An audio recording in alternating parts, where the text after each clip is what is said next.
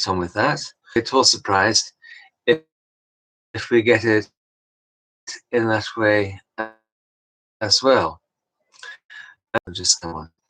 Anyway, transmission today is very looking at Mark chapter 1, verses 12 and 13.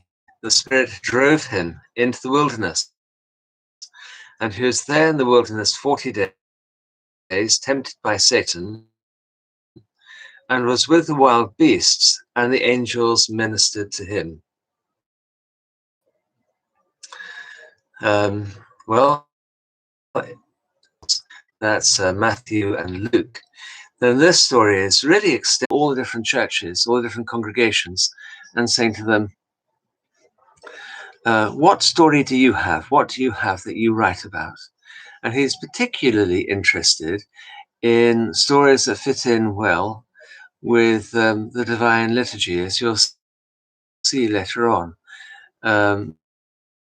Miracle stories and that sort of thing that have a important bearing on Holy Communion.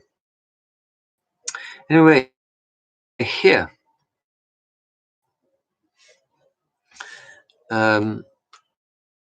immediately Mark begins. And again, you've got to remember this is written almost in the present historic. So the story is unfolding in front of you, like watching it on TV. That Mark uses that.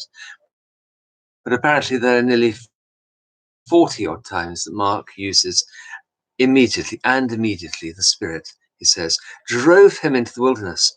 And that the word in Greek actually means threw him out, tossed him, ekvali, he threw him out into the wilderness. He is cast out into the wilderness.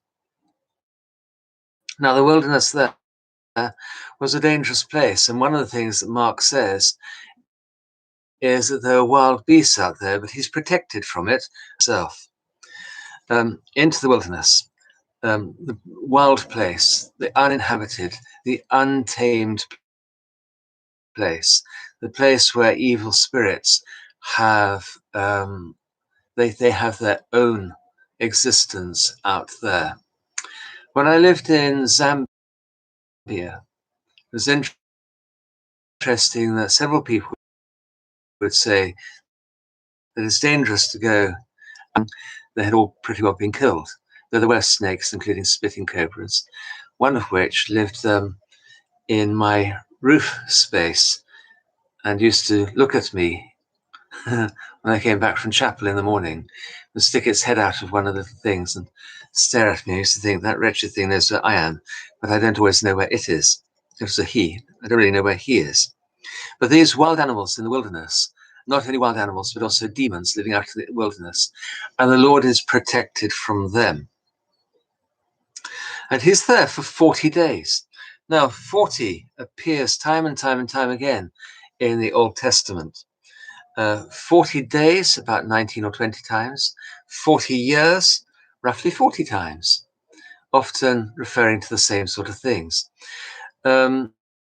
Some of them obvious, the 40 days of rain, 40 days and 40 nights of rain for Noah, but also 40 years out in the desert for the people of Israel. But I think this one here is meant to remind us of two other 40s. The first one was the 40 days that Moses spent on the mountain receiving the law from the Lord, and from Jesus, of course. And he then comes down from the mountain with the law in his hand. And the other one is also a period of preparation, and that is the period that Elijah had out in the desert for 40 days. And in that desert, in both cases, away from other people, in a dangerous situation, in the one case actually with God, amongst the deep darkness and the smoke and the fire, and the other one out in the wilderness amongst the wild animals. They were then prepared by God for what they were going to do next.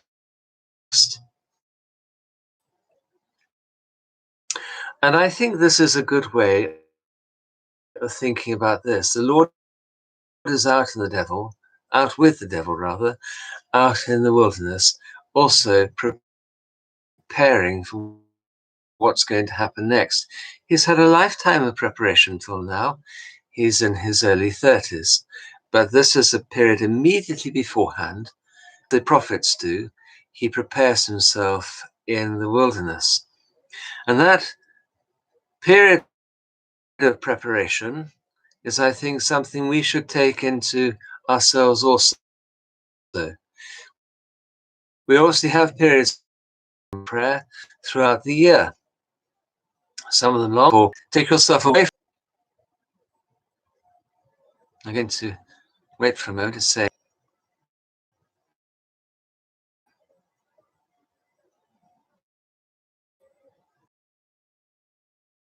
yeah, take yourself away from other people and look to see what your temptations are going to be. For some people, it's all too obvious. They're tempted by huge money or power, or by people, for those people who are ministering to them as well, and for each other. Yes, Tony, there's a lot of Africa. I don't know why that might be. Yes, thank you.